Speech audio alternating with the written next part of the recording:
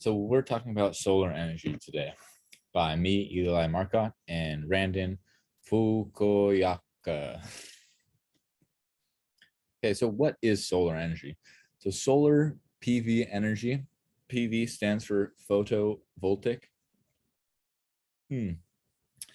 which is described by the conversion of light into usable energy through the use of certain materials that have semi-conductible abilities. This phenomenon is called photovoltaic effect.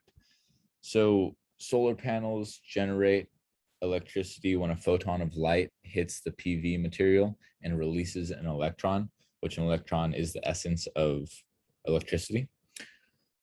Solar panels contain materials like silicone and other precious metals. Depending on the solar panel, it contains a different precious metal.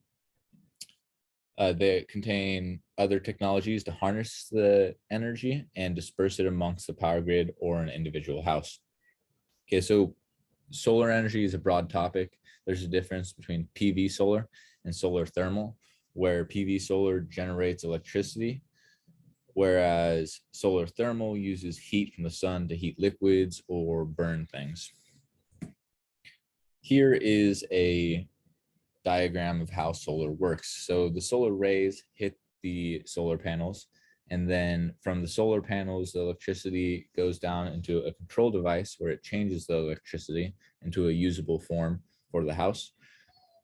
Then it goes from the control box to the breaker box, which controls the outlets of the building.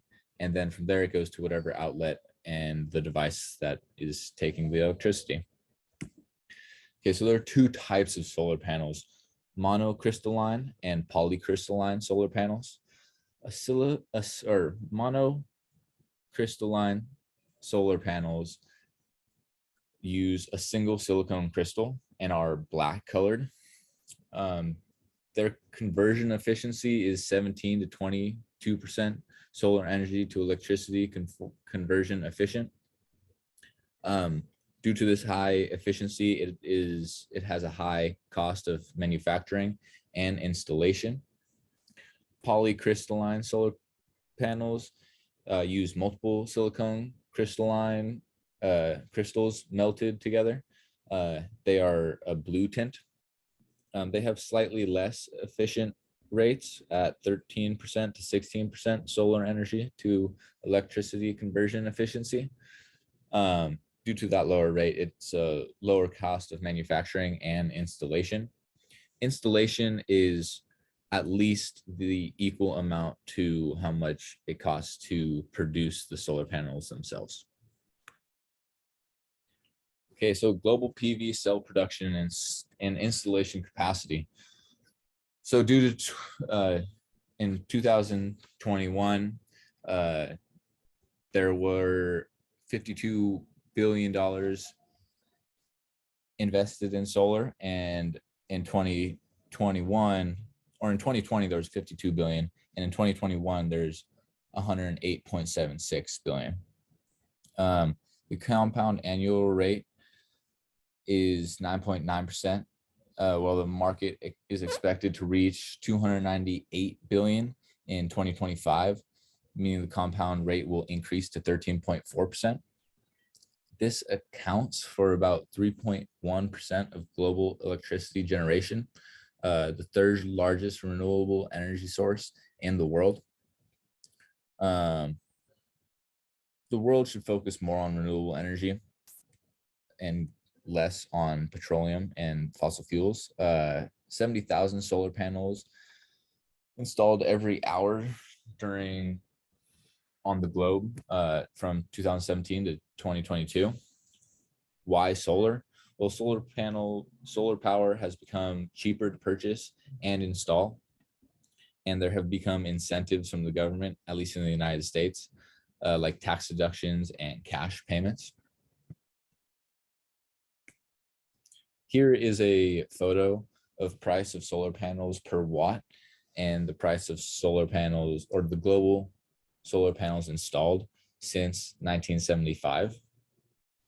So as you can see, in 1975, it was pretty expensive to produce even the slightest amount of electricity from solar. But since technology exponentially increases development, we have gotten to it relatively cheap, to even like dollars, not tens or hundreds. And since it has gotten so cheap, the number of solar panels installed in the globe has exponentially risen and doesn't look to stop. So the price trend over the last decade or so, it's gotten a little cheaper. Like we said like we saw in the diagram, the average cost this year to install solar panels is $2.80 to $3.50 per watt. High efficiency panels cost an average of 30 cents to 50 cents more per watt. Like I said, the monocrystalline panels are the $4.50 a pop or a watt solar panels. So the average installation cost for solar panels is 15 to 25,000 in the United States. This is a huge upfront cost for electricity when compared to a bill of around $120 a month or $1,200 to $1,300 a year. Yes, it's expensive, but there's a 26% federal tax credit in 2022, and in 2023 there's a 23% tax credit, which 2023 is the last year this program will go on. Hopefully it will be extended, but it's unsure.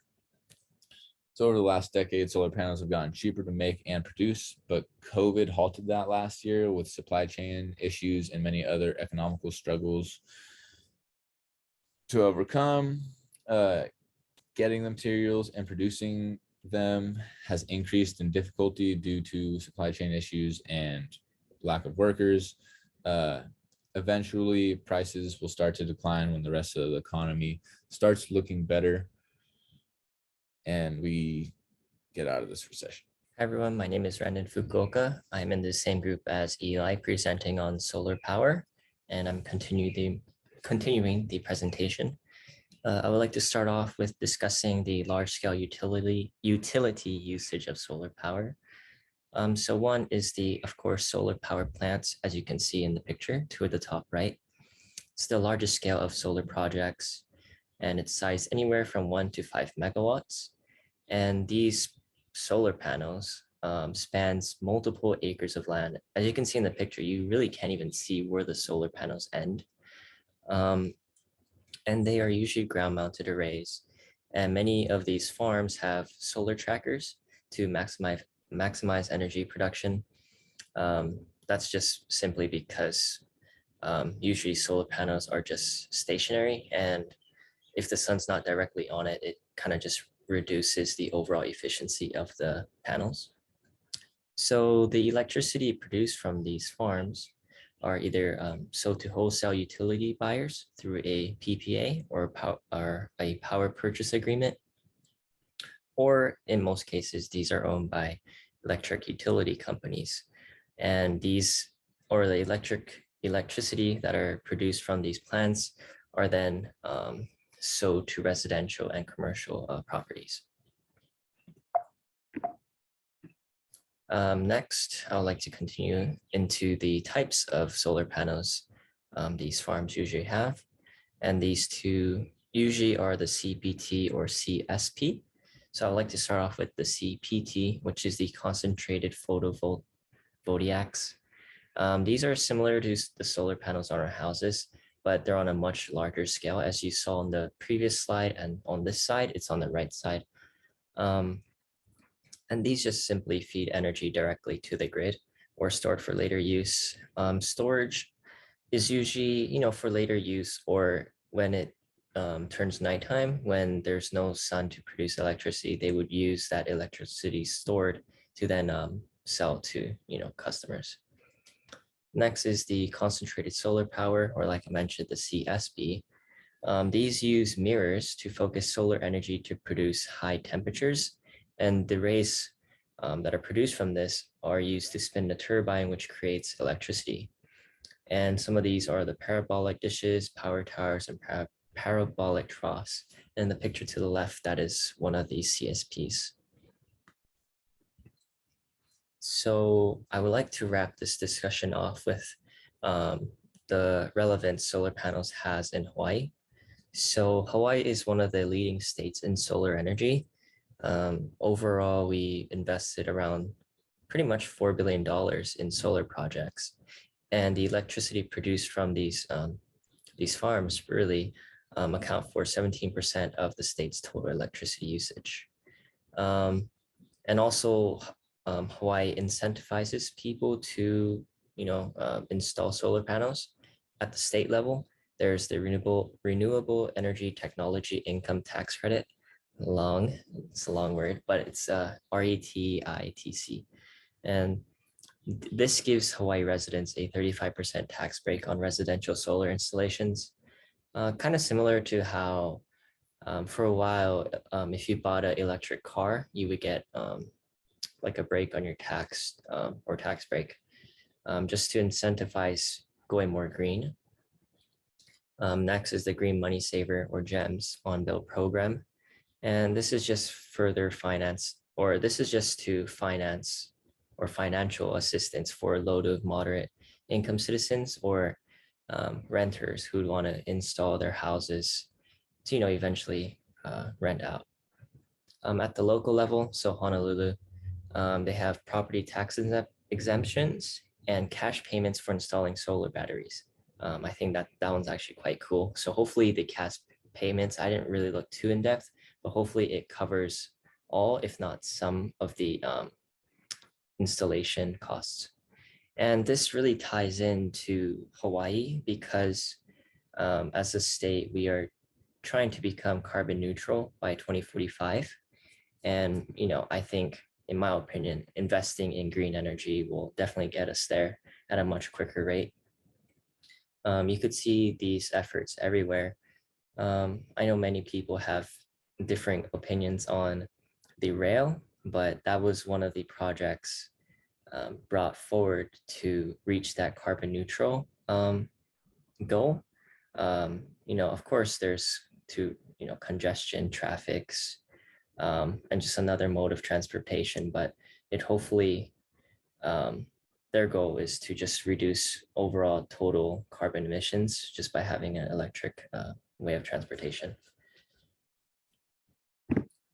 And these are our references. So thank you guys so much for listening. I hope you guys learned something new about solar energy, especially in regards to how it affects us as a state. Me personally, we installed our solar panels in our house like many years ago, and it has helped us with our electricity bills a lot. Many times it's really free, and it's crazy because, well, I understand that electric bills can go up way, way high, especially now since many people are using AC now due to the hotter weather. So yeah, if you guys, yeah, I don't know. I recommend you guys to get solar panels. Anyways, that is it for our presentation, and talk to you guys later. Bye.